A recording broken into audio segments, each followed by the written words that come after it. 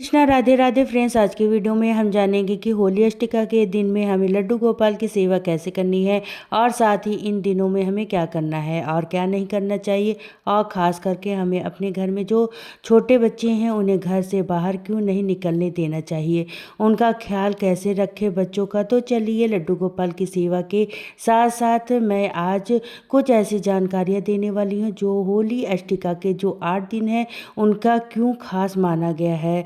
तो आज होली अष्टका की शुरुआत हो चुकी है। जिस प्रकार से आप अपने ठाकुर जी को जगाते हैं, हम जगा लेंगे और उनको हम गुनगुने जल से ही स्नान कराएंगे, क्योंकि जैसा मैंने आपको बताया कि अभी नॉर्मल जल से लड्डू गोपाल को होली वाले दिन से ही स्नान कराना शुरू करना है। तो गुनगुने जल से स्नान करा लेंगे और रंग बिरंगे हमें लड्डू गोपाल को वस्त्र पहनाने हैं।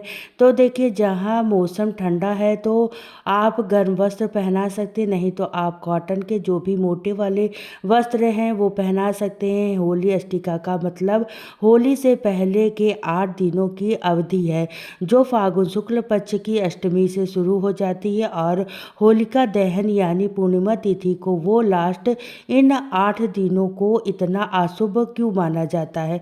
क्योंकि बताया जाता है कि 8 दिनों में नए कोई कार्य नहीं किए जाते हैं, नया कोई व्यवसाय करना ये हम शुरू नहीं कर सकते हैं, ना ही मुंडन करा सकते हैं, जमीन खरीदारी करना और घर का गृह प्रवेश कराना, बड़ा कोई कार्य आयोजित विसर्जित माना गया है, यानी ये कार्य नहीं किया जाता। होलिका अष्टक के दिनों में भगवान विष्णु और भगवान शिव जी की पूजा की जाती है।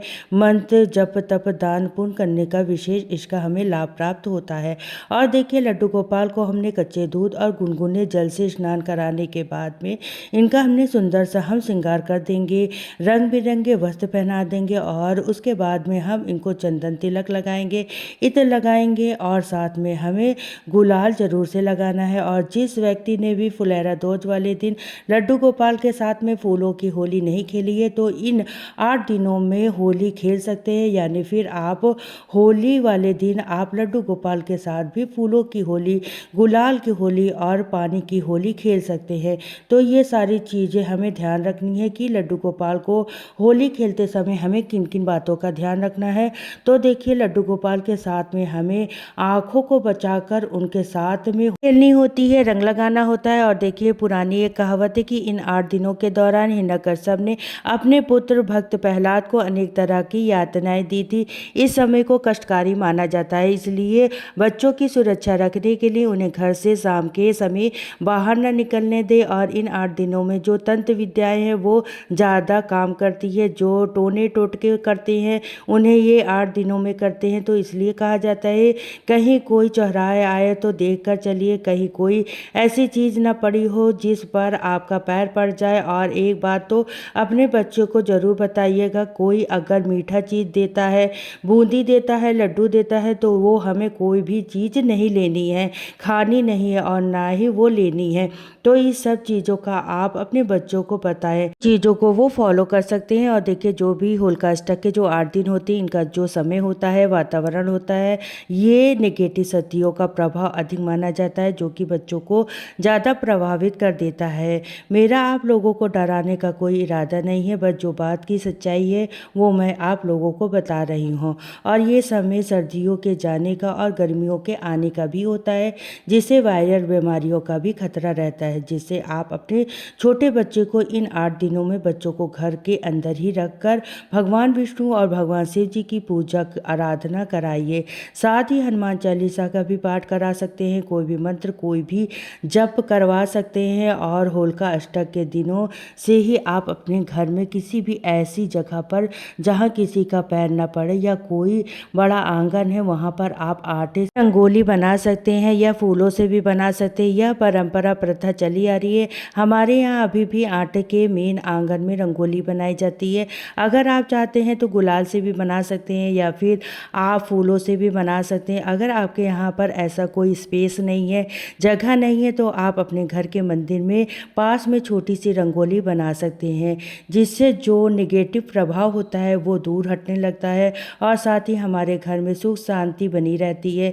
एक मेन दहलीज पर आप दीपक जलाइए, साथ ही एक तुलसी माता द्वारा के पास भी जरूर से दीपक जलाइए। और एक खास बात कि होलिका दहन वाले दिन हमें किसी को पैसे उधार बिल्कुल भी नहीं देने चाहिए। इससे पैसे देने वाले की तरक्की मिलती है और जो पैसा हैं तो उसके घर में तंगी आती है। किसी की मर्जी के बिना हमें उन पर रंग बिल्कुल नहीं डालना चाहिए होली वाले दिन, और ख़ास करके जानवरों पर रंग बिरंगे पानी बिल्कुल भी नहीं डालें। और देखिए हमारे जो लड्डू गोपाल हैं वो छोटे से यानी 8 महीने के बालक हैं, तो इन्हें जब भी आप होली खेलें तो ठीक इस प्रकार बच्चों को रंग लगाते हैं, ठीक उसी प्रकार से हमें ठाकुर जी की सेवा में रंगों का प्रयोग करना चाहिए। हर्बल गुलाल का प्रयोग कीजिए, कोई भी केमिकल के आप गुलाल लेकर आइए, यानी पक्के या केमिकल वाले रंगों का प्रयोग ना करें जिससे व्यक्ति की स्किन को भी नुकसान हो सकता है। ठीक उसी प्रकार से हमें ठाकुर जी की सेवा में भी उन रंगों का ख्याल रखना है। आप अपने ठाकुर जी के साथ में होली खेलने के लिए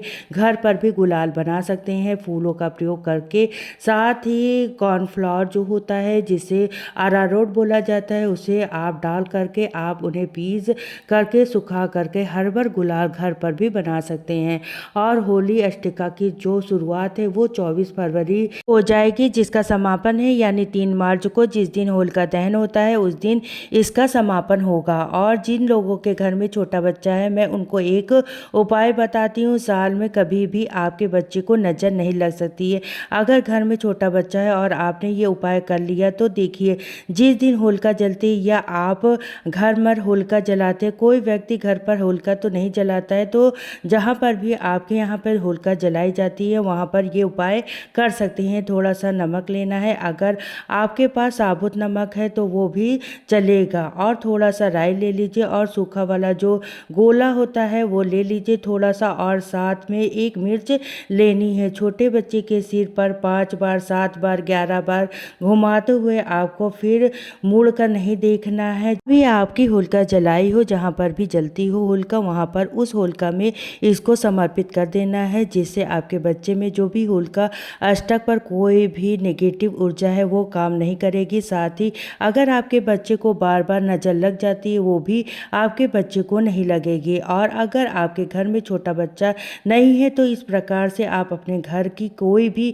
बाकी व्यक्तियों की भी नज़र इस प्रकार से उतार सकते हैं। ये उपाय ज़रूर कीजिएगा, ये बहुत ही ज़्यादा कारगर है। और साथ ही अगर आप घर में होलिका जलाते हैं तो उस होलिका में होलिका की आग में थोड़ा सा किसी बर्तन में पानी गर्म करके अपने बच्चों को सभी को पिलाइए। इससे हमारे बच्चे जो अब आने वाले मौसम चेंज हो रहे हैं, बीमारियां बनती है, उनमें भी उन बीमारियों से भी हमारे बच्चे बचे रहेंगे।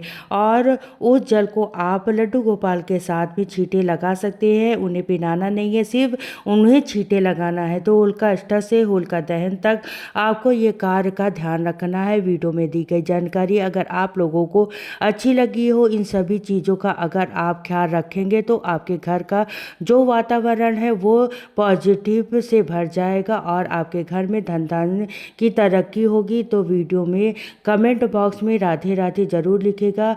ऐसी ही जानकारी भरे वीडियो देखने के लिए हमारे चैनल को ज़रूर से ज़रूर सब्सक्राइब कर लीजिएगा। फिर मिलती हूँ नेक्स्ट वीडियो में, तो सभी को राधे राधे, जय श्री कृष्णा, हर हर महादेव।